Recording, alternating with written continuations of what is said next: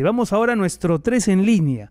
Tenemos 3 invitados, vamos a hacerles las mismas 2 preguntas a los 3 para que a lo largo de 1 minuto nos den su apreciación sobre estos temas. Estamos con el doctor Carlos Alza, él es analista político, director de la Escuela de Gobierno de la Universidad Católica, Agustín Figueroa, analista político también, y Alonso Núñez del Prado, también analista político. Vamos a hacerles una primera pregunta. ¿Qué perfil creen ustedes que debería tener el nuevo premier? Se ha voceado a Yamila Osorio, se ha voceado a Antero Flores Arauz, a César Villanueva, y siendo los 3 muy distintos, no dejan de tener chapa de posibles primeros ministros. Vamos a ver qué opinan entonces nuestros invitados. Por 1 minuto empezamos con el señor Carlos Alza. Adelante, señor Alza, buenas tardes, bienvenido.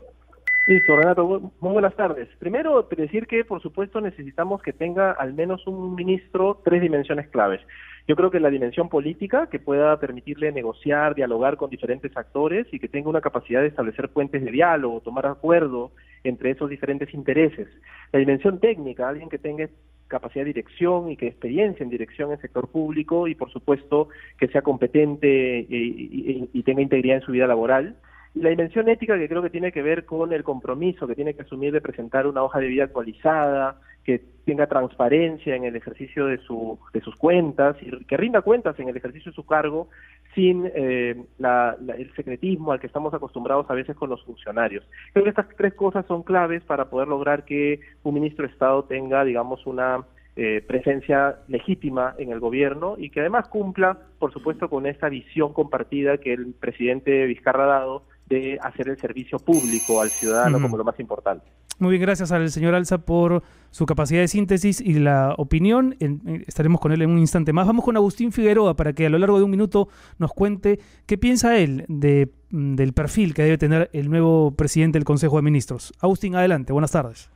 Buenas tardes, mira, está circulando un rumor de que cuando PPK iba a inscribir su lista, la primera era Meche Arauz y el segundo era el actual presidente de la República. Vizcarra, sí. Pero antes de inscribirlo cambió y lo puso de segundo a Meche y de primero a Vizcarra.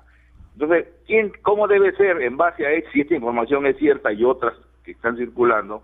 Lo que tiene que hacer Vizcarra es que nadie de PP Cambio, del partido de Peruanos por el Cambio, ni nadie de la Mancha Blanca integre su gabinete ni tenga la presidencia.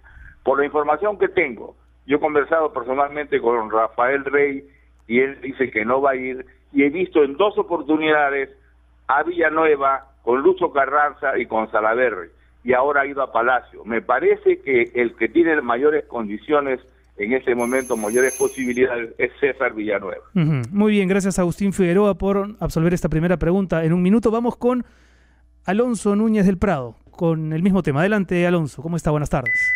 Buenas. Bueno, yo lo primero que quiero decir es que yo creo que tiene que ser un político. Tiene que ser un político no solo el presidente del gabinete, sino todos los ministros. Ahora, cuando yo digo político, no quiero decir un político miembro de la clase política que ya está tremendamente desprestigiada, denigrada en nuestro país. Cuando yo hablo de un político, hablo de alguien interesado en construir un país a largo plazo, con instituciones, una persona honesta, que sepa rodearse, que entienda que la política es un servicio y que no se maree con el poder. Esta última cualidad es la más difícil. Recordemos que la frase esa que dice, si quieres conocer a una persona, dale poder. Sé que lo que pido parece idealista, pero de hecho hay personas con esas características. Pero hay que encontrarlas y quizás lo más difícil sea convencerlas de que asuman el desafío. Muy bien, perfecto. Gracias a Alonso Núñez del Prado. La segunda pregunta tiene que ver con la conformación del gabinete en sí mismo, ¿no? Hay algunos nombres que han venido también mencionándose en estos días. Por ejemplo, se dice que en Economía podría estar Elmer Cuba, podría hacerse cargo del portafolio de Economía. Para Cancillería se vocea a Néstor Popolicio, viceministro de Relaciones Exteriores. Para Energía y Minas se viene evaluando la alternativa de Juan Carlos Matius, exministro de MIPE, ¿no? De MIPE e Industria. Para Turismo, el nombre de Mara Seminario suena fuerte. En Cultura, Natalia Magluf podría ser también una alternativa. En Salud, Yanis Seinfeld. entre otros nombres en distintas carteras. En Interior, por ejemplo, también se habla del exdirector de la Policía Nacional, Eduardo Pérez Rocha, y del ex viceministro de Orden Interno, Rubén Vargas Céspedes. Con estos rumores, con estos nombres, con estas fichas que se están barajando, ¿qué opinan nuestros invitados respecto de la conformación del gabinete? ¿Qué tanta participación deberían tener en él las actuales fuerzas políticas representadas en el Congreso? O si es que el presidente Vizcarra debería cumplir a rajatabla su promesa de convocar un equipo ministerial absolutamente independiente. Empezamos nuevamente con el señor Carlos Alza. Bueno, creo que uno de los elementos centrales para este periodo va a ser el tener el cuidado, digamos, de no elegir precisamente actores que puedan estar demasiado involucrados con las fuerzas políticas. Yo diría que más bien allí, en vez de tener estos famosos gabinetes de concertación y de demasiada pluralidad, que a veces hacen muy difícil tomar decisiones, recordemos que el conflicto entre los ministros, entre uno del ambiente y uno de energía y minas, o entre uno de cultura y uno de producción, pueden ser en realidad a veces fatídicos. Más bien al contrario, hay que buscar un gabinete que tenga cierta unidad técnica y también capacidad política, que no es lo mismo que tener actores políticos en el ministerio. Eso hay que tener mucho cuidado, porque de lo contrario podríamos llegar a tener estos gabinetes que ya tuvimos, recuerdan, con Toledo, con García, que era muy complicado que el Consejo de Ministros finalmente logre acuerdos. La política pública está hecha sobre la base de negociaciones de intereses, pero eso no significa que al final los actores terminen representando intereses pues, empresariales o políticos, ¿no? Muy bien, perfecto. Gracias a Carlos Alza. Vamos con Agustín Figueroa. Adelante, Agustín, nuevamente. Han estado apareciendo en las redes que sale el gabinete completo.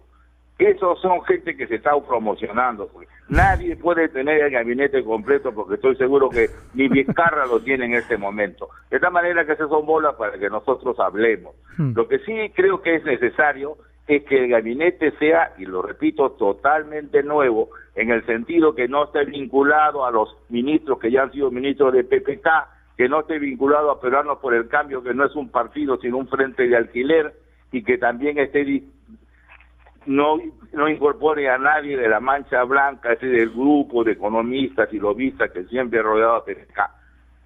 Hay que darle, por otra parte, al presidente Vizcarra la posibilidad que nombre su gabinete, y hay que apoyarlo con todo, hasta por lo menos hasta julio, porque no tiene partido y no tiene grupo parlamentario. Yo creo que hasta julio debemos darle un apoyo total a Vizcarra.